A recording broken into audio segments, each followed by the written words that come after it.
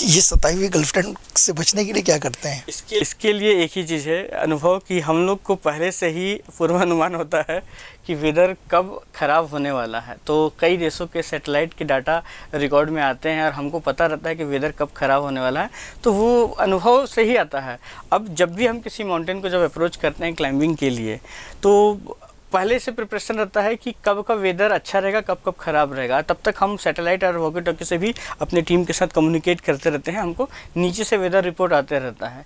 और अच्छी चीज़ ये है कि अब टेक्नोलॉजी इतना फास्ट हो गई कि एवरेस्ट बेस कैम्प से लेकर एवरेस्ट के टॉप तक भी सैटेलाइट फ़ोन का यूज़ कर सकते हैं, और वहाँ फ़ोन भी यूज़ हो जाता है, मतलब एडवांस हो चुकी है टेक्नोलॉजी। ये तो सारी चीज़ें आपकी, जिस तरीके से लोग माउंट एवरेस्ट में जाना चाहते हैं या ट्रैकिंग करना चाहते हैं, छत्तीसगढ़ के लोगों के लिए अगर हम बात करें तो क्या संभावनाएं हैं, उसको लेकर आप क्या तैयारी करना चाहिए? छत्तीसगढ़ का आप बात किए, तो मैं थोड़ी देर पहले जैसा आपने क्वेश्चन किया तो मैं बताया था कि छत्तीसगढ़ के पहले सिलेबस में नहीं था। जब 2013 में सरगुजा कलेक्टर रितु सेन मैम थी, 2003 बैच की IAS हैं, जब मैं उनको कहा था कि मैं एवरेस्ट चढ़ूँगा, तो उन्होंने पूछा था why are you climbing Everest, एक रीज़न दे दो तो मैं सपोर्ट करूँगी। तो मैं कहा था कि मैम, मैं एवरेस्ट छत्तीसगढ़ स्टेट का फर्स्ट पर्सन बनने के लिए क्लेम कर रहा हूँ, मेरा ये वाइल्डेस्ट ड्रीम है, लेकिन इस दौरान मैं एडवेंचर स्पोर्ट्स, एडवेंचर टूरिज़्म को जनरेट भी करूँगा इंटायर स्टेट में, और ये मेरा फ्यूचर प्लान है। और हो सकता है कि सेंट्रल इंडिया में यहाँ पर एकेडमी खुले। तो एक 19 साल का बच्चा इतना विजनरी था उनके लिए, तो उनको लगा कि एक पे तो दाव लगाया जा सकता है। उन्होंने एफर्ट्स किया, स्टेट गवर्नमेंट के साथ कम्युनिकेट किया कि सर एक पर्टिकुलर फील्ड, एडवेंचर टूरिज़्म या एडवेंचर स्पोर्ट्स का फील्ड खुल जाएगा, और आजकल धीरे से ओलंपिक में भी जुड़ने वाला था आपका स्पोर्ट्स क्लाइंबिंग। तो ये सब चीज़ें एड ऑन हो रही थी। और लगभग 2012-13 के बाद जब अरुणिमा सिन्हा मैम 2013 में एवरेस्ट से नीचे आई थी, जिनका एक पैर नहीं है, दिव्यांग महिलाएं, तो जब वो चढ़ कर आई थी तो पूरे इंटायर नेशन के लिए एक वो था, मैसेज था कि कोई भी कहीं से भी कुछ भी कर सकता है। तो एक होता है ना कि जब नाम फैलता है, एक समय था 84 का दशक, इंदिरा गांधी मैम के टाइम का समय था, जब बिचेंद्री पाल मैम चढ़ कर आई थी। तो ये दो मोमेंट ऐसे थे इंडिया में जब एडवेंचर स्पोर्ट्स और टूरिज़्म पे बहुत अच्छा फोकस हुआ। तो 12-13 वाला जो था वो मेरे लिए एक मतलब अपॉर्चुनिटी क्रिएट हुआ, स्टेट के लिए अपॉर्चुनिटी क्रिएट हुआ। ब्यूरोक्रेट्स थे, जिला प्रशासन में रितु मैम थी, उनको समझ में आया, मैंने कुछ उनको फ्यूचर प्लान बताया, उनको लगा कि स्पोर्ट्स कोल्ट्रा वाला तो लड़का है नहीं, दाव लगा के देखते हैं। तो उन्होंने इनिशियल स्टेज पे टास्किंग के लिए कि बोले 1-2 माउंटेन क्लाइंब करके आओ। तो मैं लद्दाख गया था कुछ माउंटेन क्लाइंब करने के लिए, आउट ऑफ द बॉक्स काम किया, जिसकी वजह से रमन सिंह सर छत्तीसगढ़ का माउंटेन मैन नाम करके मतलब प्रोजेक्ट किए थे पूरे इंटायर स्टेट को, और हर जगह पे मीडिया में छपना शुरू हो गया। तो मेरा जब जर्नी शुरू हुआ तो उस जर्नी के साथ साथ मेरा भी विज़न बहुत क्लियर था कि एवरेस्ट के बाद मुझे क्या करना है। 18 आते आते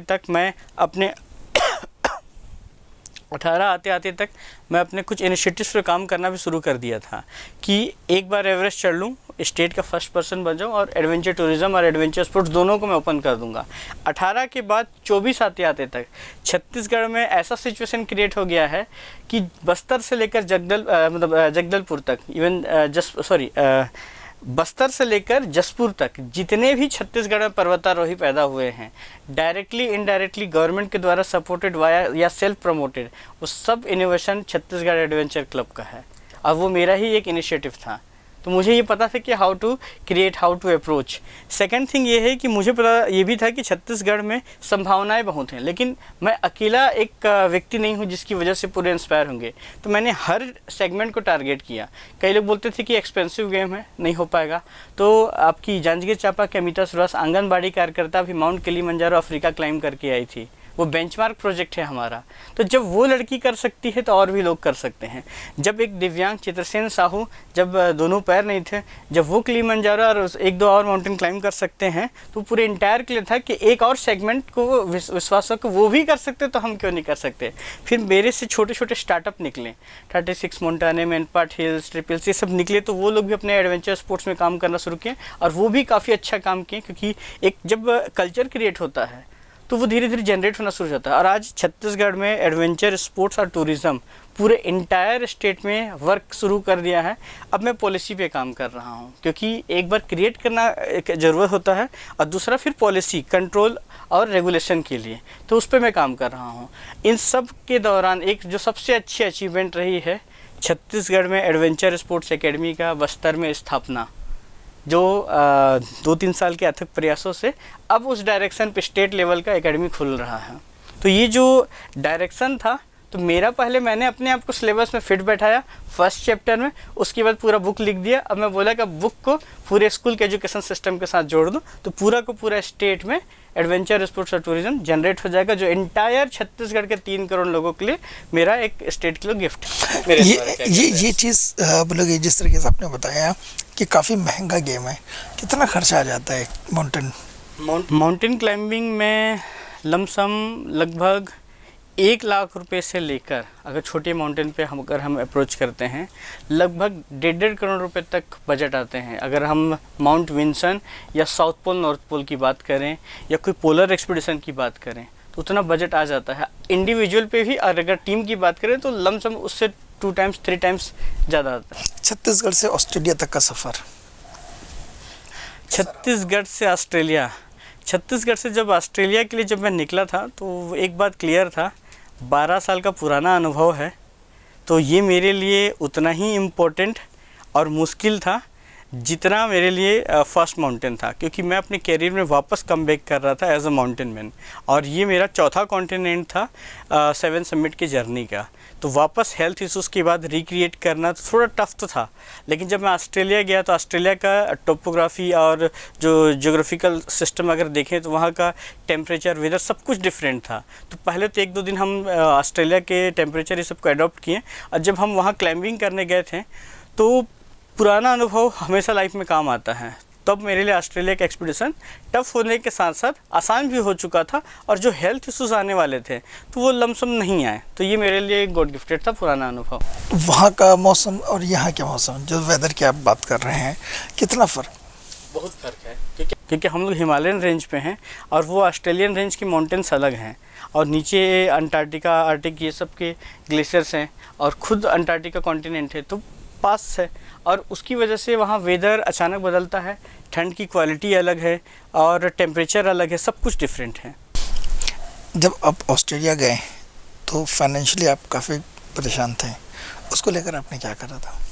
देखिए मुझे राज्य सरकार ने सपोर्ट किया इस बार भी, और जब जब कोई इनोवेशन रहा है तो राज्य सरकार मेरे लिए स्टैंड ली है। तो मैं इस बात को तो मैं एग्री करता हूँ स्टेट गवर्नमेंट का, कि जब जब राज्य में मेरे द्वारा किए गए प्रयास हुए तो कई प्रयासों में राज्य सरकार का स्टैंड बहुत क्लियर था। तो मैं ये बोलूँगा कि इसके लिए मैं थैंकफुल हूँ स्टेट गवर्नमेंट का। 32 खेलों में माउंटेन ये बोलना चाहिए स्पोर्ट्स, जो एडवेंचर्स स्पोर्ट्स है वो अभी तक नहीं आए हैं, क्योंकि आज भी नॉन ओलंपिक गेम्स में है। इसके लिए क्या तैयारी कर रहे हैं? क्या लगता है कि ओलंपिक में ये सारे गेम्स आना चाहिए? नेशनल गेम्स में भी अगर हमने देखा तो इस बार भी कोशिश करे थे मगर नहीं आए हैं। अगर एडवेंचर स्पोर्ट्स की बात करें तो एडवेंचर स्पोर्ट्स में बहुत सारे गेम होते हैं land, air and water category के। तो उसमें लैंड कैटेगरी का जो स्पोर्ट्स क्लाइंबिंग का सेगमेंट है, जो एक 52 फीट के वॉल पे जो होता है, उसके भी 3 सेगमेंट वो ओलंपिक में 2016 में आ चुके हैं। कयाक आ चुका है, तो कुछ चीज़ें एडवेंचर स्पोर्ट्स के ऑलरेडी आ चुके हैं और वो ओलंपिक तक, एशियन गेम्स सभी जगह पर इंट्रोड्यूस हो चुके हैं। माउंटेनियरिंग पॉसिबल नहीं है, इसी प्रकार से राफ्टिंग पॉसिबल नहीं, कई ऐसी चीज़ें। तो उसको वाटर स्पोर्ट्स और बाकी उसके ओलंपिक उसकी चीज़ें अलग होती हैं। इवन तक की जो स्कीटिंग होती है, स्कीइंग होती है, इसके भी विंटर ओलंपिक में आ चुके हैं। तो कुछ सेगमेंट आ चुके हैं, कुछ सेगमेंट पॉसिबल नहीं हैं। तो कुछ चीज़ों को एक प्रमोशनल के रूप में भी देखा जाता है।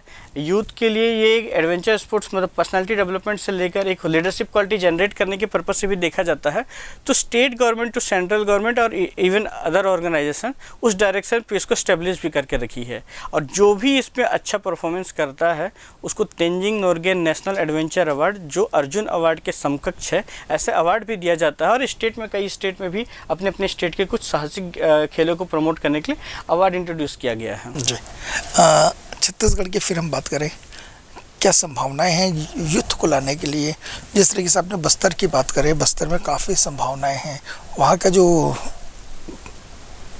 बॉडी स्ट्रक्चर है, वो काफ़ी मेहनती दिखते हैं, वो काफ़ी मेहनती हैं।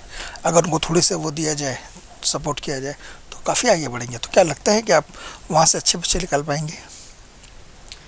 बस्तर से कुछ बच्चों को तो निकाले हैं, कांकेर के गोटुल स्पोर्ट्स एकेडमी से काफ़ी बच्चे निकाले हैं जो माउंटेनियरिंग में भी गए हैं, स्पोर्ट्स क्लाइंबिंग के लिए भी अच्छे हैं। लेकिन रेगुलर उस चीज़ को कंटिन्यू करने के लिए गवर्नमेंट की सपोर्ट की बहुत ज़रूरत है। अब अगर हम एकेडमी की बात करें तो एकेडमी खुल ही इसलिए रहा है कि सभी यूनिवर्सिटी में एडवेंचर क्लब, जो छत्तीसगढ़ एडवेंचर क्लब का इनिशिएटिव है, तो जब एडवेंचर क्लब इस्टेब्लिश होंगे तो वो एकेडमी को बच्चे प्रोवाइड करेंगे। जैसे एनसीसी, एनएसएस और स्काउट के बच्चे पंचमढ़ी जाते हैं उनके एडवेंचर कैंप के लिए, या मनाली जाते हैं, तो हम लोग वो एकेडमी इसलिए इस्टेब्लिश करें कि पूरे के पूरे छत्तीसगढ़ के प्राइवेट और गवर्नमेंट इंस्टीट्यूट को मिलाकर या यूनिवर्सिटी को मिलाकर वो सबके बच्चों को मोबिलाइज कर सकें।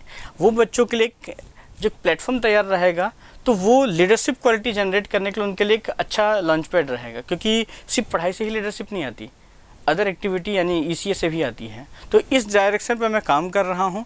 आपको साल 2 साल में रिजल्ट दिखना भी शुरू हो जाएगा और एक कल्चर जनरेट होगा पूरी तरीके से। एक चीज़ देखा गया है, ट्रैकिंग ये रईसज़ादों का खेल बोला जाता था, यानी इतना महंगा शौक गरीबों के लिए नहीं है। तो क्या लगता है कि इस सच में रईसज़ादों का है? नहीं, मैं इस बात को डिसएग्री करता हूँ। ये इसलिए डिसएग्री करता हूँ क्योंकि जो रईस यादव का जो गेम था उसको मैंने इतना आसान कर दिया है कि आप अपना डेकाथलन से एक कैंप और एक टेंट ले जा सकते हैं। जंगल में आपके पास सर्वाइवल स्किल है, यहाँ छत्तीसगढ़ में लकड़ियाँ बहुत रिसोर्सफुल है, अब मिल जाती हैं आसानी से। बातें तो बहुत सारी करनी है, समय का भी ध्यान रखना है।